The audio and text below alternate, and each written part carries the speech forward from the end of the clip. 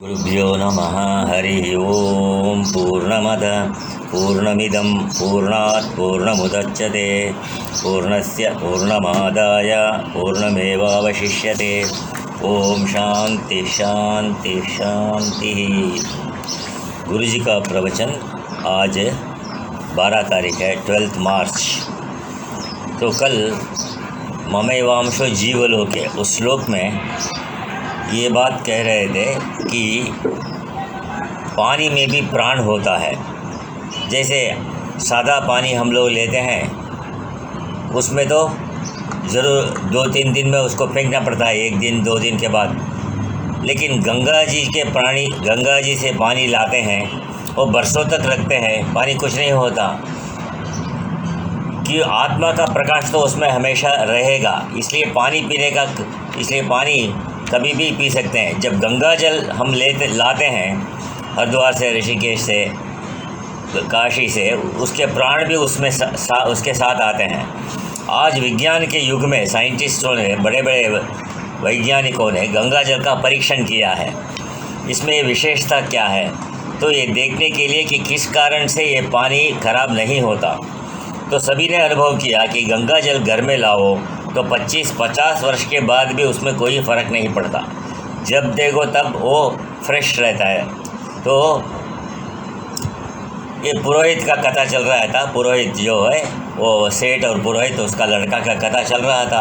अभी पुरोहित ने कहा तो ये गंगा का महिमा है, इसलिए गंगा किनारे यहाँ हरिद्वार में रह जाते हैं। तो कैसे भी लड़का तो आगे शरीर छोड़कर आगे अच्छी गति में चला गया गंगा के कारण। तो इसलिए कहते हैं अंश अंशी भाव, जहाँ कह रहे थे श्लोक में अंश अंशी भाव वहाँ हो ही नहीं सकता, क्योंकि परमात्मा के लिए श्रुति क्या कहती है, एकमेव अद्वितीयम नेह नानास्ति किंचन। तो एकमेव अद्वितीयम आ गए थे। अंशांशी भाव कहाँ से आएगा? तो निष्कलम निष्क्रियम शांतम निरवध्यम निरंजनम। तो श्वेताश्वतरोपनिषद का है, अमृतस्य परम से तुम। तो इसलिए कहते हैं परमात्मा का स्वरूप निष्कल है। कला माने अवयव, जैसे कि हाथ पैर आदि पार्ट्स। तो परमात्मा में कोई कला नहीं, पार्ट्स नहीं, कोई अवयव जोड़न नहीं, अर्थात निराकार है और निष्क्रिय है। ये निराकार तत्व एक है और अद्वितीय है, दूसरा वहाँ कोई नहीं। तो भगवान कहते हैं ममैव अंशो, जब कहते हैं कि हमारे को प्रकाशित करने वाला बुद्धि के अंदर आत्मा अंश की जैसा देखने में आता है, परंतु अंश है ही नहीं। जैसे दर्पण में हम सामने देखते हैं तो हमारा ये मुँह दर्पण में दिखता है, वो हमारा अंश है क्या? हमारा ही स्वरूप है। वो हमारा अंश नहीं है, वो हमारा ही प्रतिबिंब है। तो प्रतिबिंब होते हुए भी हमसे अलग दिखता है। हमारा हट जाने से प्रतिबिंब भी हमारे साथ आ जाएगा।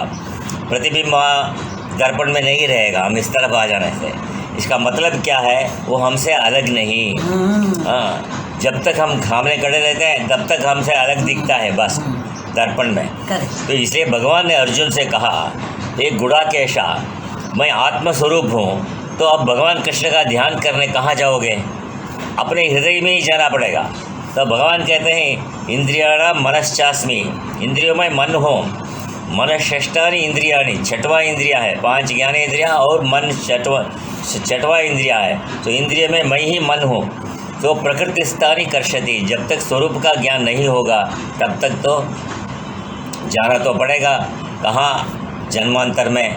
जब का कर्म भोग तो समय हो गया, तो अब तो जाना पड़ेगा।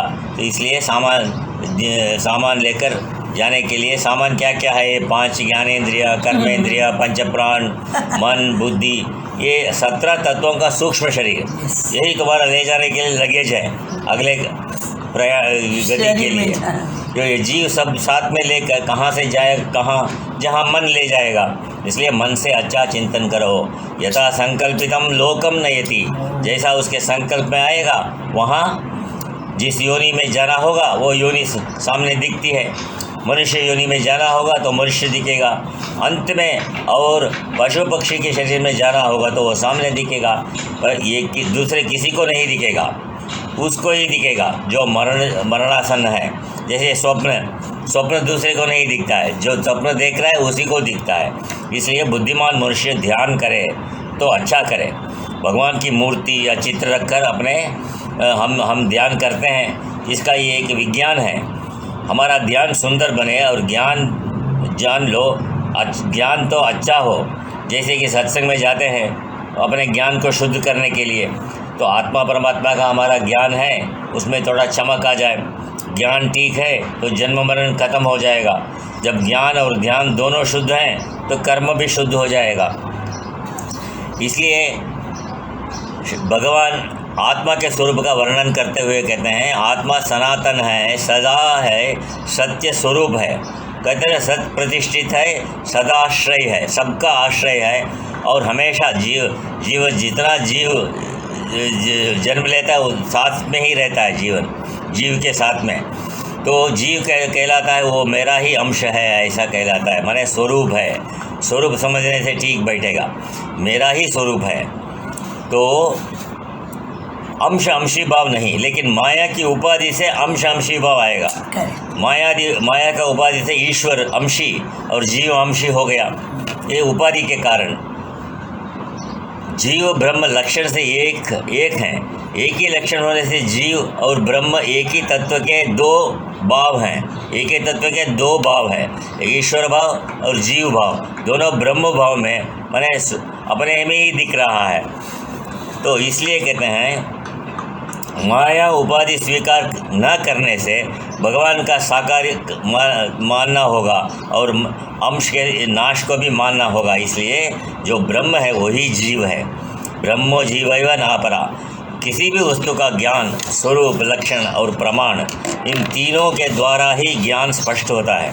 उदाहरण के लिए समझो, ये गुलाब का फूल है तो ये लक्षण है जिससे दूसरे फूलों से अलग होता है, और नाम इसको अलग कर दिया दूसरा फूल। जब गुलाब कहा तो ये नहीं, मोगरा नहीं और दूसरा कोई सूर्यकांति नहीं, तो स्वरूप से भी अलग है और आंख से प्रत्यक्ष है।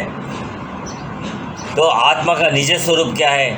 शुद्ध बुद्ध मुक्त नित्य स्वरूप है। आत्मा जिस समय शरीर को त्याग देगा तो इस शरीर को खूब स्नान कराओ, अच्छे कपड़े पहनाओ, तो देखने पे प्यारा नहीं लगेगा। हम लोग तो देखे हैं क्रिश्चियन से जब पद्धति में जब आदमी मरता है उसको सूट पहनाते हैं, तो इसके निश्चय हुआ कि शरीर अपने स्वरूप से शुद्ध नहीं, अंतरात्मा की शुद्धि से ये शुद्ध है। आत्मा की पवित्रता से ही ये पवित्र है। आत्मा का दूसरा लक्षण है बुद्ध माने ज्ञान स्वरूप आत्मा। संसार के जितने भी पदार्थ हैं इनकी जानकारी किसके द्वारा आती है? तो कहते हैं आत्मा द्वारा, ज्ञान द्वारा, स्वयं द्वारा, माने अहम द्वारा। आत्मा यानी स्वयं। तो इस स्वयं का सेल्फ कहते हैं ना इंग्लिश में, तो इस स्वयं का भान कब नहीं होता? प्रत्येक अवस्था में पहले मैं का ज्ञान ही होता है। स्वयं की स्मृति पहले, फिर प्रत्येक अलग दूसरे वस्तु का ज्ञान होता है। तो पहले मैं, फिर मेरा। तो सुषुप्ति को भी देखने वाला, स्वप्न में भी सुख दुख को समझने वाला, जागृत का भी दृष्टा, तेरा मेरा करने वाला, ये चिद्रूप चेतन है। तीसरा आत्मा मुक्त स्वरूप है, सत्य हो गया, चिद हो गया, अभी चेतन स्वरूप दूसरा। तीसरा मुक्त है, सचित। तो इसके प्रत्येक अवस्था से परे है, व्यापक है ये, इसे मुक्त करना नहीं है। आत्मा मुक्त स्वरूप ही है, बंधन कभी नहीं आत्मा में। तो इसके स्वरूप को मात्र समझना है बस, सत्संग से, शास्त्र से, गुरु से। तो उत्तम श्रेणी का कोई रत्न हीरा हो तो देखने के साथ इसे जानना भी पड़ेगा, कीमत समझनी पड़ेगी, फिर इसकी रक्षा होगी। इसलिए ज्ञान प्राप्त करना ज़रूरी है आत्मा का। पहले आत्मा माने कौन है ये समझो, आत्मा के बारे में सुनो, ये ज्ञान ही कीमती है। तो आत्मा शुद्ध बुद्ध मुक्त स्वभाव है। तो गीता में भी भगवान कहते हैं न जायते म्रियते वा कदाचित न अयम आत्मा, अयम माने अयम आत्मा भूत्वा भाविता वा न भूयः, वो कुछ भी नहीं होगा। कहते हैं ना भूमा कहते हैं ना भूमा, तो भूमा का अर्थ क्या है? व्यापक करते हैं। व्यापक कब होगा? जब तुम कुछ नहीं बनोगे, तो कुछ नहीं बनने का संस्कृत में क्या कहते हैं, माँ भू। तो माँ माने नहीं, भू माने बनो, भू माने बनना, तो मत बनो माँ भू, तो उल्टा किया तो भूमा। तो जब तुम कुछ नहीं बनोगे तुम व्यापक स्वरूप में रहोगे, इसलिए भूमा और माँ भू का याद रखना। तो भूम याद रिपीट करता हूँ मैं फिर से। तो हम लोग कहते हैं ना भूमा विद्या, भूमा विद्या माने जो जो जो कुछ नहीं बनता, अपने स्वरूप में रहता है, उसको भूमा कहते हैं। भूमा का अर्थ ही एक है और दूसरा अर्थ है उल्टा किया तो वो अक्षरों को माँ भू हो जा। माँ बने नहीं, मत बनो, माँ भू करते हैं ना, माँ भू कर्मफल हेतु, तुम कर्मफल का हेतु मत बनो, माँ भू कहते हैं वहाँ। इसी तरह माँ भू मने मत बनो। इसलिए आत्मा मुक्त स्वरूप है, प्रत्येक अवस्था से अलग है, व्यापक है, इसे मुक्त करना नहीं। तो इसलिए कहते हैं आत्मा जन्म से पहले था, मरने के बाद भी रहेगा, माने शरीर मरने के बाद भी रहेगा, और शरीर के जन्म से भी, जन्म काल में भी रहेगा, और शरीर जब स्थिति है, स्थिति काल में भी आत्मा साथ में रहेगा। आत्मा का कभी अभाव नहीं, कोई विकार नहीं, अमृत स्वरूप है। इसलिए शक्कर जैसे स्वभाव से मीठी है चीनी, जिसमें उसको जिसी में डालोगे वो वस्तु भी मीठी हो जाएगी, वैसे ही आत्मा स्वभाव से सच्चिदानंद स्वरूप है। वो किसी प्राणी के अंदर जब आत्मा बन के आता है तो वो भी सच्चिदानंद स्वरूप ही रहता है। इसलिए शरीर प्यारा लगने लगता है। तो आत्मा अजन्मा है, इससे इसकी मृत्यु कभी नहीं। आत्मा जब है तो ये शरीर माता पिता के निमित्त से उत्पन्न हुआ दिखता है। शरीर के परिवर्तन से आत्मा का परिवर्तन नहीं होता। आत्मा का परिवर्तन का साक्षी कौन है? मैं हूँ। मैं बच्चे जब पैदा हुआ, बच्चा हुआ, युवा हुआ, सबका साक्षी मैं ही हूँ। इसलिए मैं अमृत स्वरूप आत्मा हूँ, ऐसा ध्यान करो। ये ध्यान करने के लिए तुम्हारा लक्षण दिया आत्मा का अमृत स्वरूप, माने उपाधि का नष्ट होना ही अहम और स्वयं। ये अहम और आत्मा ये दोनों क्या है? उपाधि के कारण शरीर वाला दिख रहा है आत्मा, लेकिन आत्मा अमृत है, अजय है, न जन्म है न मृत्यु है। आत्मा पहले था तो शरीर का जन्म हुआ, आत्मा ना होगा तो जन्म किसका होगा? तो इसलिए इस शरीर के जन्म से उसका जन्म जैसा दिख रहा है। तो विकार माने फेरफार, माने बदलता है ना, उसको विकार कहते हैं। आत्मा निर्विकार नारायण है, निर्विकार नारायण है। नारायण माने नार माने पानी, आयन माने उसका आश्रय, तो निर्विकार है। इसलिए जो अमृत है, न हन्यते, हन्यमान है शरीर है, न तत्र सूर्यो भाति और तस्य भाषा सर्वं विभाति। कितने श्लोक हैं आत्मा को लक्षण देने के लिए। तो श्वेताश्वरी श्रुति कहती है इस परमात्मा को सूर्य प्रकाशित नहीं कर सकता। इसलिए आगे दूसरा दृष्टांत देते हैं, वो उसको कल पढ़ेंगे, परसों। ओम पूर्णमदः पूर्णमिदं पूर्णात् पूर्णमुदच्यते पूर्णस्य पूर्णमादाय पूर्णमेवावशिष्यते। ओम शांति शांति शांति। हरि